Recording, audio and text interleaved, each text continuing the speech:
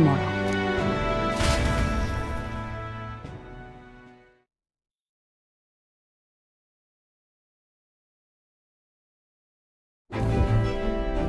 It's a bit strange, isn't it? I was convinced we'd been together for a long time. But I can't believe we've only just met. The beginning of my journey may have been a false memory. But my journey with you and the memories we've made, those are all real. Well, guess I'm repeating myself. But I'm glad we're working together.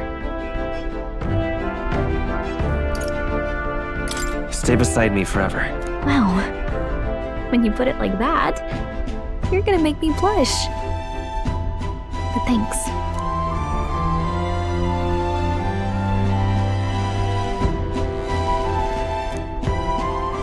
The mystical fairy, Gallica. She who still keeps the virtues of the Mage. Your tempered bond has become a fire-forged trust. Thus, a new pinnacle of heroism awakens within thee. By the grace of her newfound powers, work together to give truth to our hopes and fulfill thy destiny. We've got the path to tomorrow in front of us, and I'm gonna lead the way.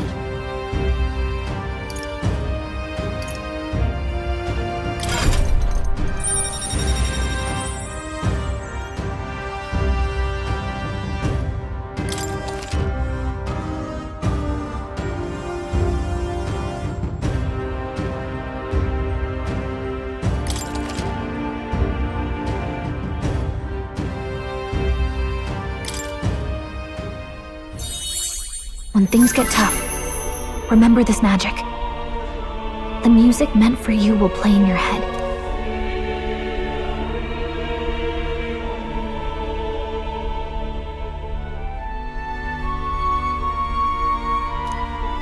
By the way, the chiefess told me something about your novel.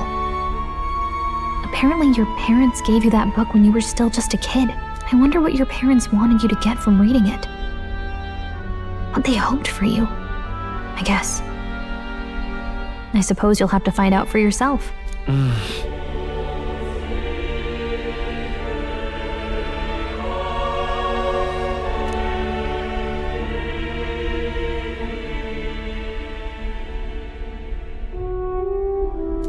The part we're reading today is the last chapter. It's about the ruler of this ideal world. Let's read it together.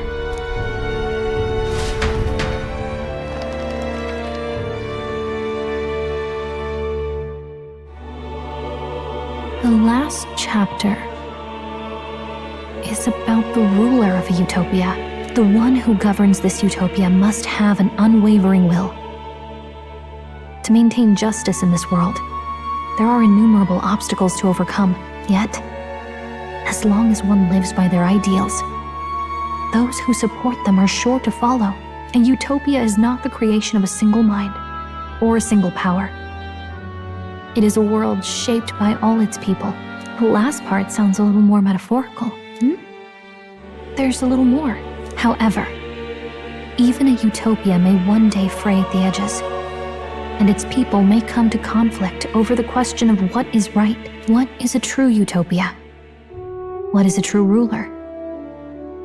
None have yet found the answers to these questions.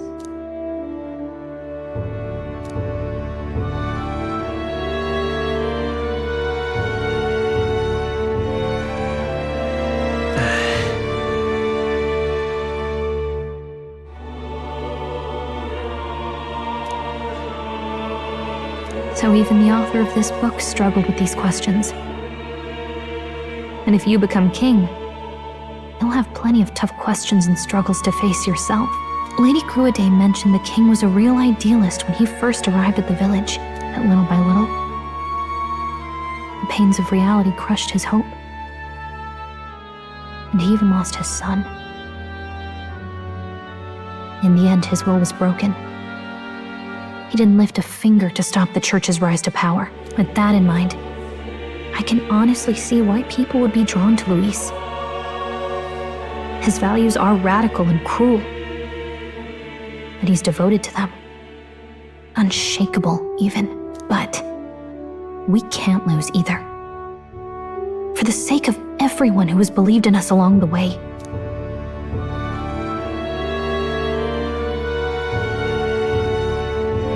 Right.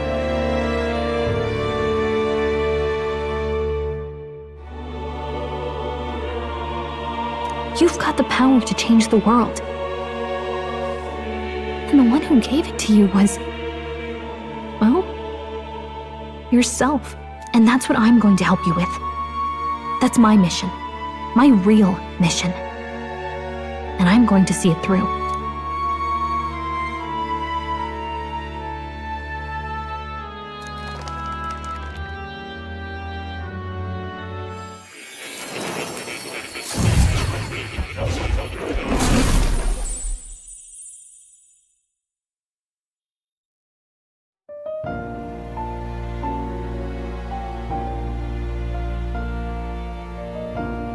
I saw what happened. So, you found a way to unequivocally shape your destiny. As far as I know, there is no record of your newly acquired archetype ever being used, even in ancient times. An archetype whose existence was only theoretical, known to some scholars as the magic of true sovereignty. Indeed, a power of legend. I once said that to be elder was your inescapable fate. However, it seems the truth was more complex than that. Magic is a process by which we confront fate and tame anxiety, and archetypes are its essence. They are manifestations of a resolve capable of heroic virtue. So then, what do you think is the foremost, most inescapable fate a person must bear? The foremost fate? Not really sure, but for me to be me, and for you to be you? Or something like that. Indeed, it is birth that is inescapable. You cannot choose who you are born to, and once your familial place is determined, that fate cannot be changed. Yet by some strange tangle of destiny, you were given a choice that the very act of existence denies most people. By your own will, you were born again. As a prince, do you understand? You stand on the threshold of truly becoming a ruler, not as an unearned title of bloodline's chance, nor as a mere authority over people. You have taken control of your life. You are ready to rule your very self. That is what it truly means to be a hero. And it is the crux of the power that is awakened within you. What glorious coincidence indeed, that I, as a scholar of archetypes, might cross paths with and witness such a remarkably fated boy. It almost bespeaks... Indeed, 'tis his hands that bear our fate. Who?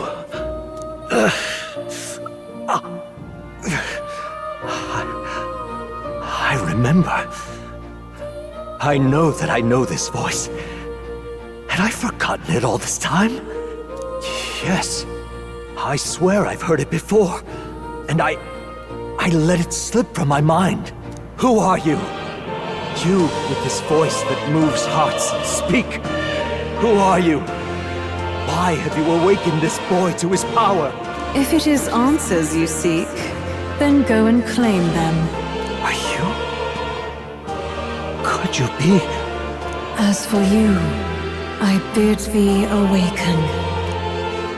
Move onward to thy final ordeal. Take thy place at the final proving of the Ascension of Kings.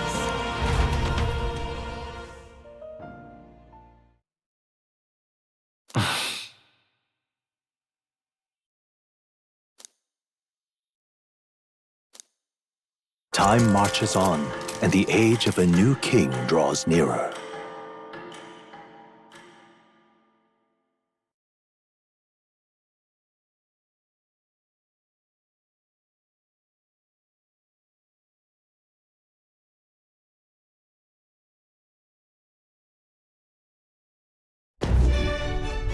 Okay, all our preparations are just about set. Now that this is actually happening, I've got some pre-show jitters. All this royalty? It always felt they lived in a different world to the likes of me. Never figured I'd be walking alongside one myself. 'Tis proof that bloodline decides nothing. We are one people living in a shared world. Looks like this is gonna be our last mission. Any final words you want to say?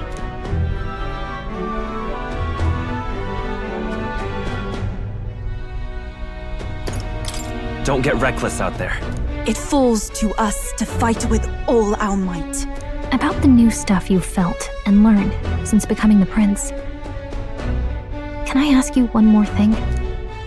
Why is it that you want to be king? It's not about honor or power, is it?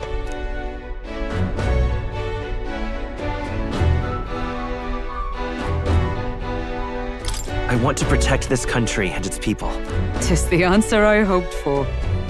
As your knight, I will ever serve you with all my soul and ability.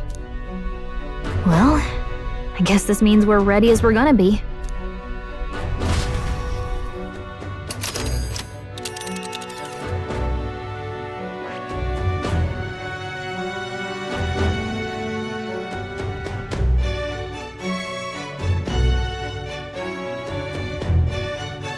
Here's where we are now. This place here. Let's move! You see?